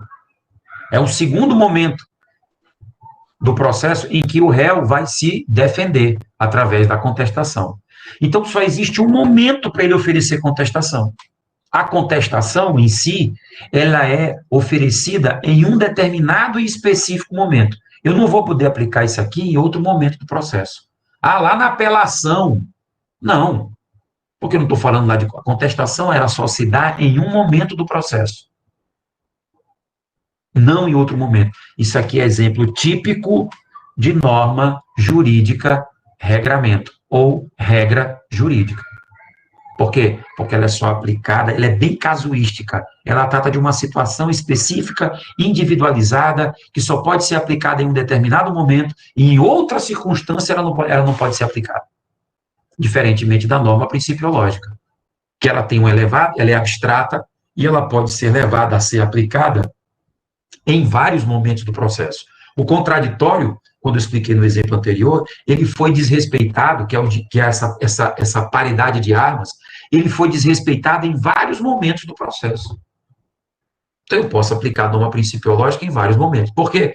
Porque ele não trata de uma situação específica, não trata de uma situação casuística.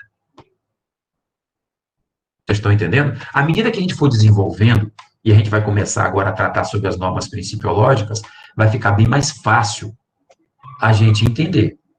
Então, vamos embora lá. Voltando aqui para a nossa aula, tá? A gente vai falar sobre... antes de voltar aqui para iniciar, eu vou falar aqui de um outro princípio, só para vocês verem. Bora botar aqui princípio do devido processo legal. Eu vou voltar ainda, só estou querendo explicar mais um exemplo.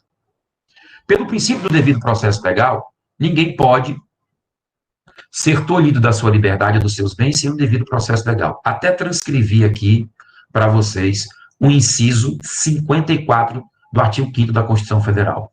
Eu posso aplicar isso aqui em vários momentos, em várias circunstâncias. Em vários processos eu posso explicar. O cidadão foi tolhido do seu patrimônio sem que tivesse tido um processo criminal, porque ele também pode. Opa, não teve processo? Então está errado, não pode. Ah, numa ação trabalhista.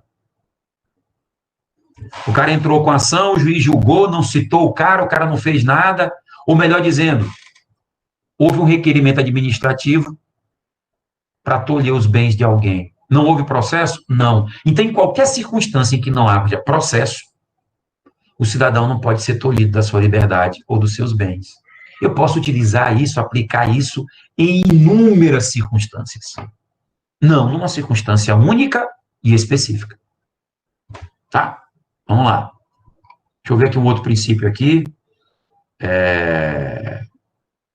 Princípio da exclusividade da jurisdição pelo judiciário. Tá? Ou seja, eu vou logo aqui a um aqui, ó, que é do artigo 1º do Código de Processo Civil, que é o princípio da supremacia da Constituição Federal. Vamos lá, o artigo 1º do Código de Processo Civil. Nem precisava ter colocado. Olha o que diz o artigo 1º do Código de Processo Civil. O processo civil será ordenado, disciplinado e interpretado conforme os valores e normas fundamentais estabelecidos na Constituição Federal, observando-se as disposições desse Código. Eu vou fazer uma releitura desse artigo 1º. Essa releitura que eu vou fazer do artigo, assim como vou fazer de outros, é para poder facilitar. Em outras palavras, o que ele quer dizer? É que as normas processuais civis constantes nesse código aqui terão que obedecer o que a Constituição diz. Esse artigo trata de um princípio, porque é uma norma que é aplicada em qualquer processo e a qualquer tempo. Se em qualquer processo, a qualquer tempo do processo, você desobedecer uma norma prevista na Constituição, porque vocês sabem que todo ordenamento jurídico deve obediência à Constituição Federal. Aí o que acontece? Opa, é inconstitucional, não pode. Princípio da supremacia do texto constitucional. Nem precisava estar aqui.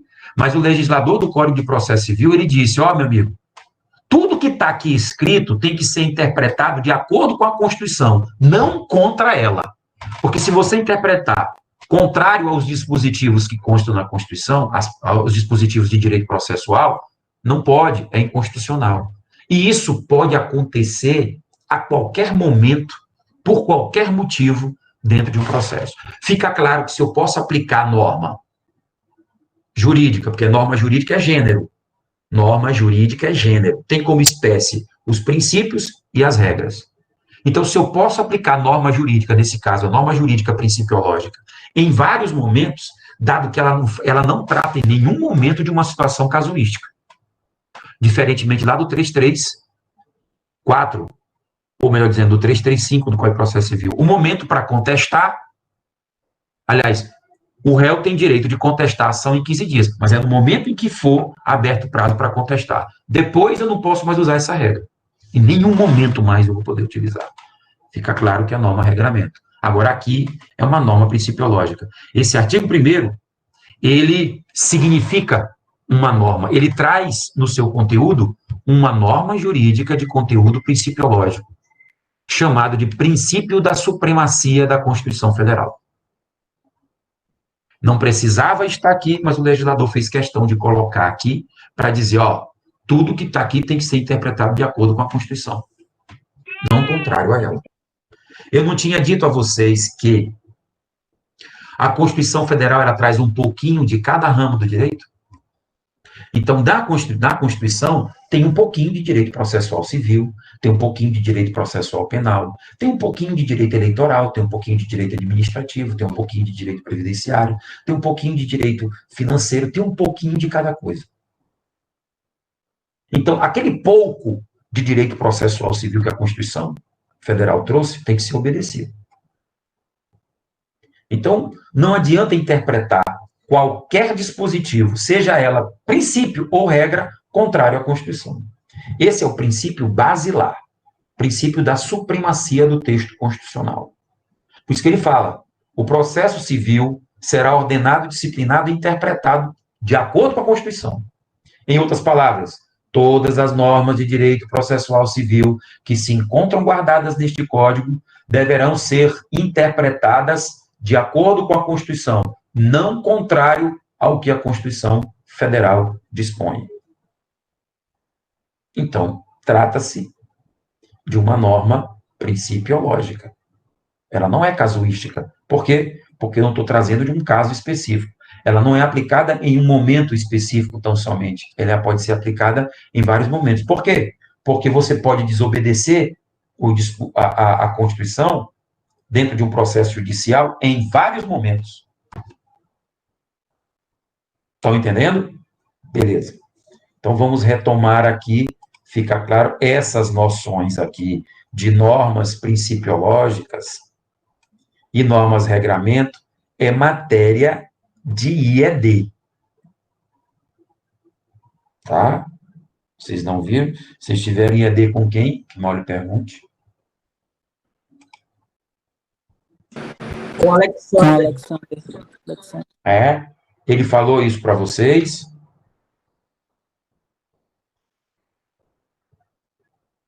Ninguém tem voz para falar. Só lembre que ele é o coordenador de vocês. Agora todo mundo fica mudo mesmo.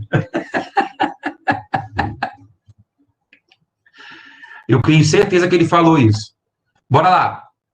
Vamos agora iniciar a aula 2, que é normas processuais civis. Bem, as normas processuais civis, elas são de dois tipos.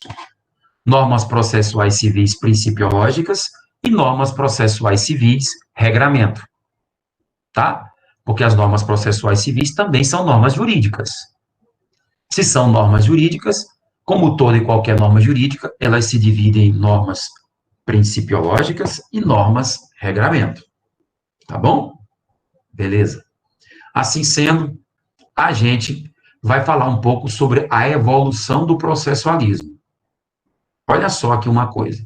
Eu não vou nem mostrar nada para vocês aqui ainda. A aula já está com vocês. Houve um tempo, vocês lembram, vou lembrar aqui para vocês, que eu fiz uma divisão do direito em direito material e direito processual. Lembram disso, não lembram? Perfeito. Eu disse que norma de direito material é aquela norma jurídica que disciplina a vida em sociedade. E se nessa vida em sociedade alguma norma não for obedecida, aquele que ingressar com uma ação na justiça vai fazer atuar agora as normas processuais, que é as normas que vão disciplinar um processo judicial. Isso tudo foi falado para vocês. Ótimo. Diante dessas premissas, muito tempo se achou que o direito processual, aliás, presta atenção, a função do direito processual é o quê? Que eu falei, restabelecer a eficácia da norma de direito material. Vocês devem lembrar disso. Ótimo. Durante muito tempo, por conta dessa questão, o direito processual ele só existe para que o direito material seja respeitado. Então, o direito processual não tem autonomia. Ele é um mero anexo do direito processual, do direito material. Era o que se dizia. Porque o argumento que se utilizava para dizer que o direito processual não tinha autonomia como disciplina era que ele era um mero adendo. Ele era uma forma de fazer com que o direito material fosse obedecido. Portanto, ele não tinha autonomia. Essa era a fase do sincretismo ou praxismo. O que é sincretismo, para você entender? É quando você entende que duas coisas não são duas coisas. É uma coisa só. Sincretismo quer dizer é uma coisa só. Então, ele dizia que, na verdade, esses autores do sincretismo, do praxismo, eles diziam que, na verdade, o direito processual, como ele era apenas um mecanismo para fazer a vontade do direito material, ele não tinha autonomia própria. Tá? Mas aí veio uma outra evolução, o autonomismo processual. Isso aqui são os dois extremos radicais. Primeiro, eram uns radicais que diziam: o direito processual não tem autonomia, tem nada, ele faz parte do direito material. Não existe essa divisão de direito material e direito processual, porque o direito processual é apenas um meio para se fazer a vontade do direito material. Esse é o exagero de um lado. Parece exagero de petista com Bolsonaro, né? Então, vamos imaginar que o sincretismo seja petista. Na verdade, é tudo uma coisa só. Não existe o direito processual como disciplina autônoma. Aí veio o lado extremo, o autonomismo. Nada disso. O processo é autônomo. Entendeu? E alguns cometeram o exagero de dizer o seguinte, que ele tinha existência por si só. Ele não dependia em nada do direito material. É o ápice do autonomismo processual, que também pecou por exagero, a exemplo da que aconteceu pelos sincretistas. Pecou pelo exagero. Dizer que o processo é uma coisa completamente autônoma sim, mas que em nada dependia do direito material, é um exagero. É um exagero. As duas são exageradas nas suas. Enquanto uma dizia que o direito processual não era autônomo, a outra dava ao direito processual uma autonomia tão exagerada que é como ele não dependesse nada, não tivesse qualquer ligação com o direito material. Esses foram os exageros, né, dessas correntes doutrinárias. Aí veio uma corrente mais branda, que é a fase do instrumentalismo processual, a fase teleológica do processo. Bora lá, nem uma coisa nem outra. Ou seja, eu tenho o direito material, eu tenho o direito processual. São autônomos? São. Mas mesmo sendo autônomos, existe uma ligação muito íntima entre os dois. Há uma interdependência, tá? Eles são independentes, mas eu estou falando de interdependência. O que significa, embora cada ramo tenha sua autonomia, tanto o direito material como o direito processual, embora o direito processual também tenha sua autonomia, mas não se pode negar que o direito processual, embora autônomo, ele seja um instrumento utilizado para o quê? Para alcançar a eficácia da norma de direito material. Aí você vê que a gente já consegue abrandar.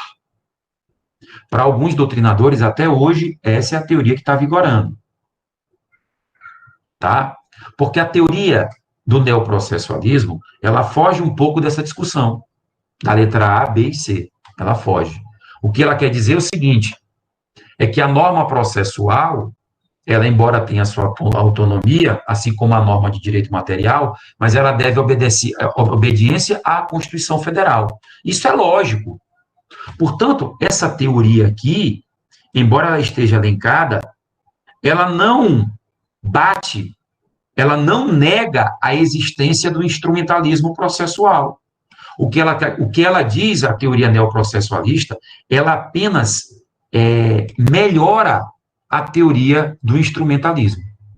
Mas ela não se opõe a ela. Porque o instrumentalismo processual se opõe ao sincretismo e se opõe ao autonomismo. Porque não é nenhuma coisa nem outra. Não se pode dizer que direito material e direito processual é a mesma coisa. Não se pode dizer que o direito processual é autônomo e não tem nada a ver com o direito material.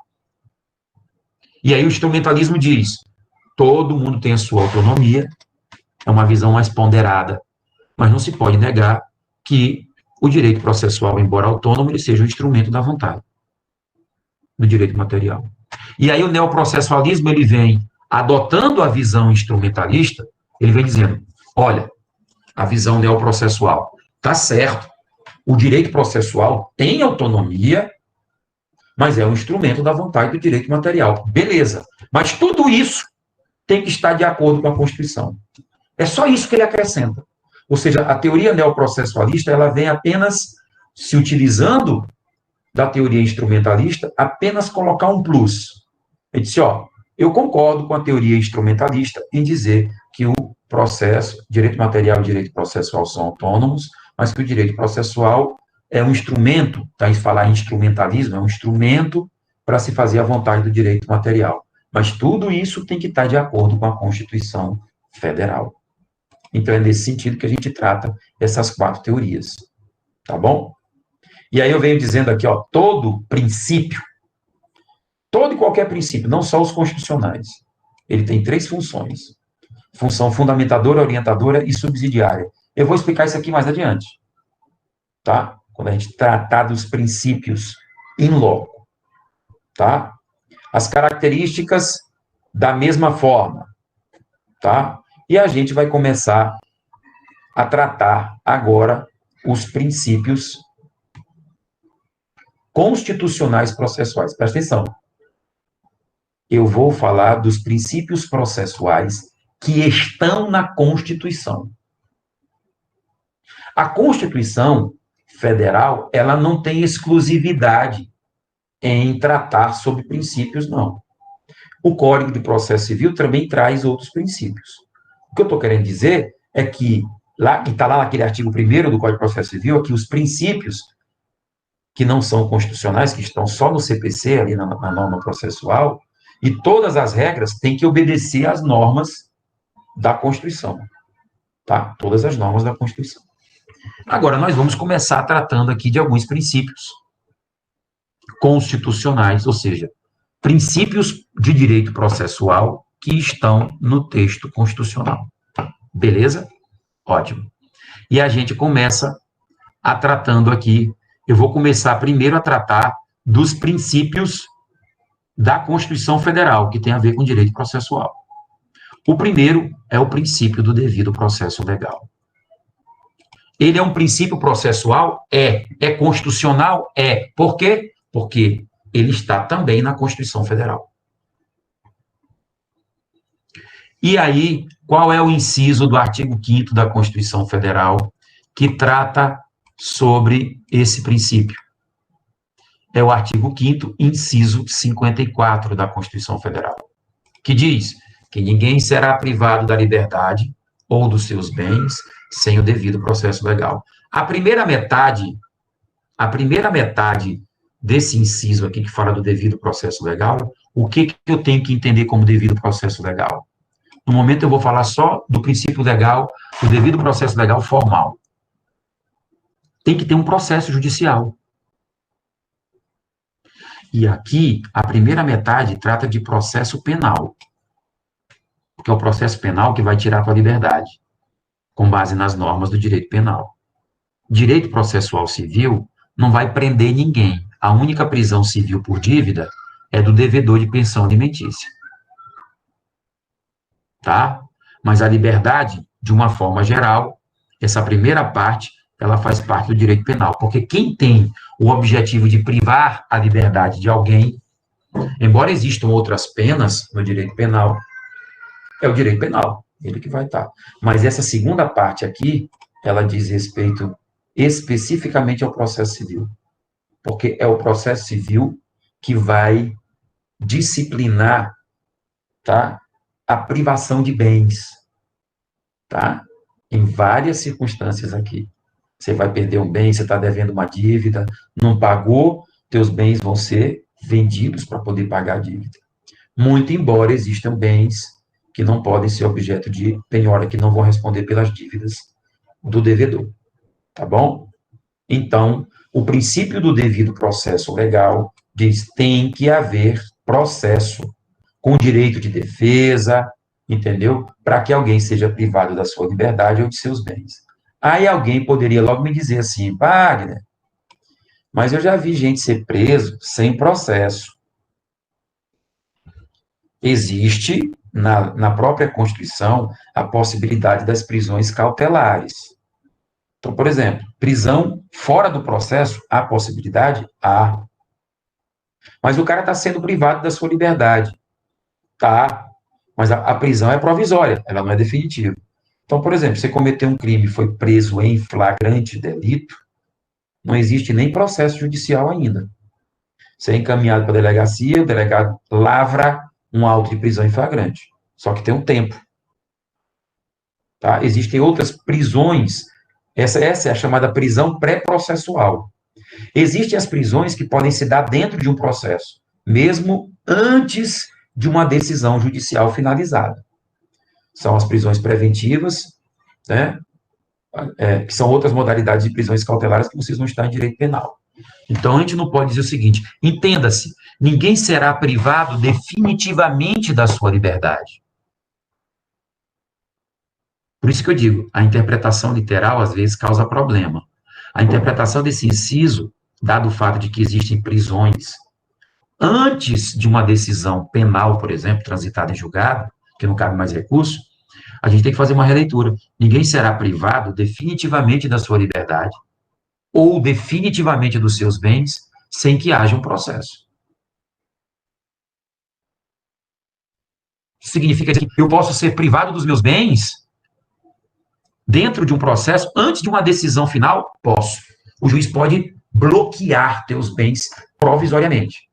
Como acontece, por exemplo, com essa turma aí que respondeu pelo mensalão e pelo petrolão.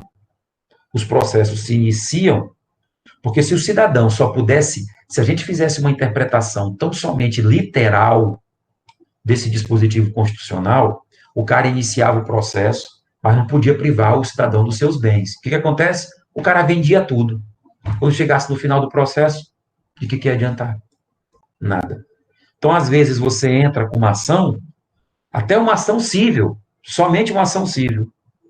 E eu peço que o juiz, dado o fato de que, se eu esperar até a sentença, eu posso ver o meu direito maculado, o cara ter vendido tudo, eu posso pedir que o juiz bloqueie provisoriamente os bens daquela pessoa que me deve, como forma de viabilizar uma sentença favorável para mim. Então, o João está me devendo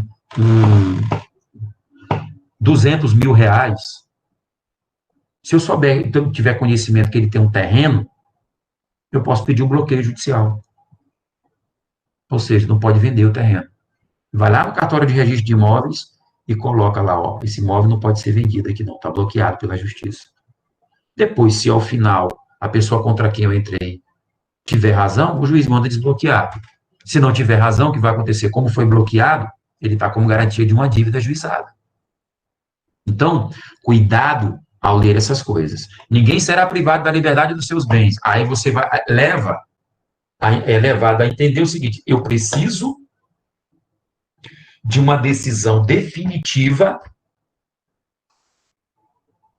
para alguém ser privado da liberdade dos seus bens, precisa, para que alguém seja privado definitivamente da liberdade ou definitivamente dos seus bens. Agora, pode haver privação provisória da liberdade ou dos bens?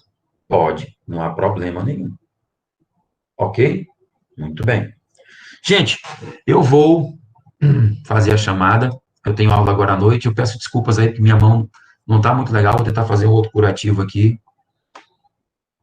Eu já estava a ponto de dar aula já, mas A minha mão realmente está doendo. Eu provavelmente vou ter que fazer um curativo menos improvisado. Vou fazer a chamada hoje, peço desculpas. Obrigado, Camila. Vou fazer a chamada.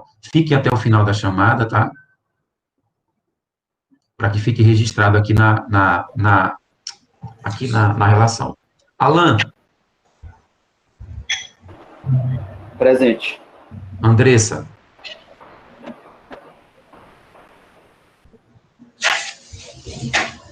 Antoniele. Presente. Bruna. Presente, professor. Camila. Presente. Edjane. Presente, professor. Presente. Eduardo. Presente.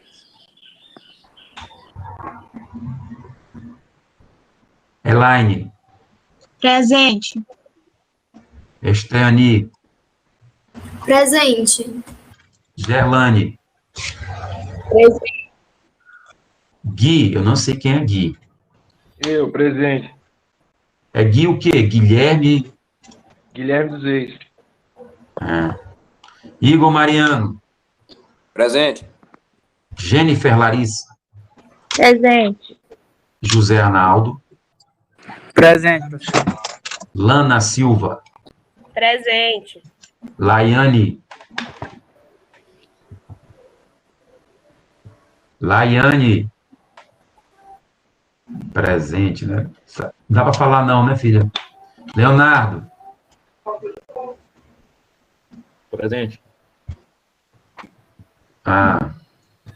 Marcelo. Márcia Presente. Silva. Maiane Presente. Silva. Milane Buna. Presente. Otávio Castro. Paulo Quezede. Presente. Pedro Fernando. Presente. Renildo Aguiar. Presente. Ruth. Presente. Samara. Presente. William.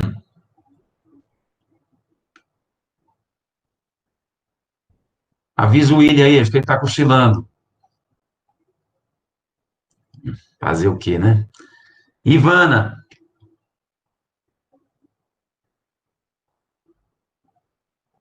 Ivana está presente. Presente. Valeu, gente. Presente. Ui, onde é que tu estava, filho?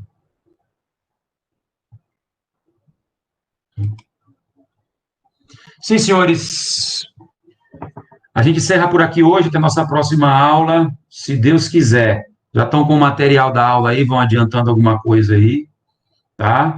E procure espantar essa cara de sono aí. A Gerlane está com uma cara, meu Deus do céu. Jesus amado. Ela até tirou a cara dela daí. Tá? Então, um abraço a todos e até a nossa próxima aula. Tá bom? Um abraço e fiquem todos com Deus aí. Tchau, tchau.